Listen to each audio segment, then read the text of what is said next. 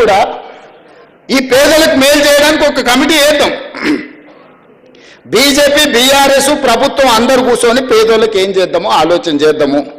ముందుకు రాండి. 10 ఏళ్ళ అనుభవం ఉందంటారు కదా మీకు ప్రభుత్వము మంత్రులుగా. మీ అనుభవం పేదోళ్ళ కోసం పెట్టుర్రు, మీ ఆస్తులు ఇవ్వకపోయినా సరే. కాబట్టి ఇక్కడ ఉన్న నా మిత్రులందరికీ ఒకటే, వాళ్ళు ఏదో సోషల్ మీడియా నిజంగా పోయినోనికి దుఃఖం ఉంటుంది. నాకు అర్థం కాదానే. ఓ పేదోడికి జీవితాంతం కష్టపడి కొనుక్కుంటానో కట్టుకుంటానో అది కూలిపోతే దుఃఖం ఉంటుంది. దుఃఖం ఎంత ఉంటుందంటే ఇంకా బతకడం కూడా దండగా, ఈ భూమి ఇట్లా పగిలిపోయి అందులో కూరుకుపోయి చచ్చిపోయినా పర్వాలేదు, ఏంది బాధ అని ఉంటుంది. 20 ఏళ్ళ నుంచి ప్రతిపక్షంలో ఉన్న పేదోడు బాధ తెలియకుండానే నేను ఇంత దూరం వచ్చినా. కానీ ఆ బాధ ఉన్న పేదోళ్ళని ఎట్లా ఆదుకుందామో చెప్పండి అంటున్నా. బాధ తెలియకుండా మేము ఇక్కడికి రాలే. బాధ తెలిసి ఒక్కొక్క మెట్టు ఎక్కుకుంటా ఆ పేదలకు అండగా నిలబడుకుంటూ వచ్చినాము. పేదోళ్ళ కోసం కొట్లానే కమ్యూనిస్టులు వెంకటరెడ్డి గారు ఇక్కడ ఉన్నారు, కోదండరామ్ గారు ఇక్కడ ఉన్నారు, తెలంగాణ కోసం కొట్లు ఉన్నారు.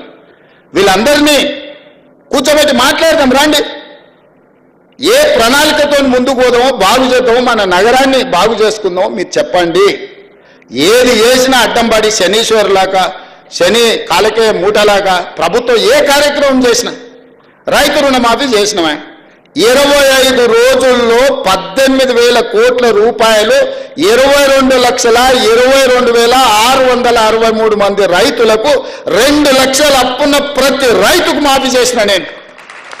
దాన్ని సంపూర్ణంగా బట్టి విక్రమార్క గారు సహకరించిన అన్ని దిక్కులో ఉన్న రూపాయి బిగబట్టి 18,000 కోట్ల రూపాయలు వాళ్ళ ఖాతాలు వేసినాం.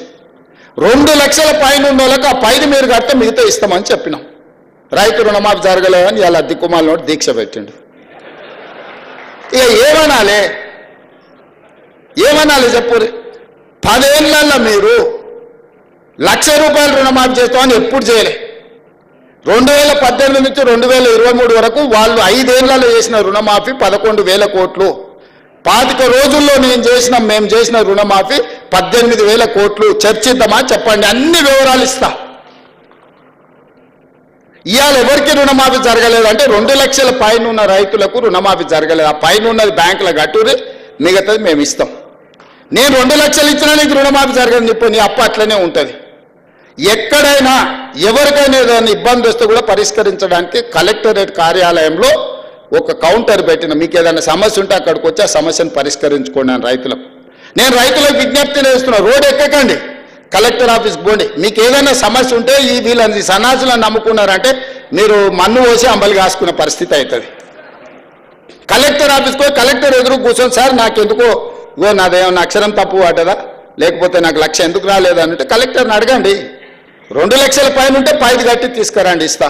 2 లక్షల లోపల ఉండే ఎవరికైనా ఏదైనా కారణం చేత అప్పు మాఫీ జరగకపోతే కలెక్టర్ ఆఫీస్లో అధికారులు ఉన్నారు మీ సమస్యను పరిష్కరించడానికి. కాబట్టి దయచేసి ఇక్కడున్న కాకా అభిమానులందరికీ, కాంగ్రెస్ పార్టీ కాకా కుటుంబం, ఈ పార్టీకి కష్టం వస్తే మీకు అందరికి కష్టం వచ్చినట్టే, మనందరికి కష్టం వచ్చినట్టే. కష్టపడి తెచ్చుకున్న ఈ ప్రభుత్వం, ఇందిరమ్మ రాజ్యం ఈరోజు మన మీద దుమ్మెత్తిపోయాలని అధికారం కోల్పోయిన వాళ్ళు విచక్షణ రహితంగా ఎట్లా పడితే అట్లా మాట్లాడి సోషల్ మీడియాతోనే అధికారంలోకి వస్తాం అనుకుంటారు. సోషల్ మీడియాతోనే అధికారంకు రారు, కానీ చెర్లపల్లికి అయితే పోతారు. నేను గ్యారంటీగా చెప్తున్నా. సోషల్ మీడియాతో అధికారంలోకి వస్తామని కలలుగా అంటున్నట్టున్నాడు ఆయన.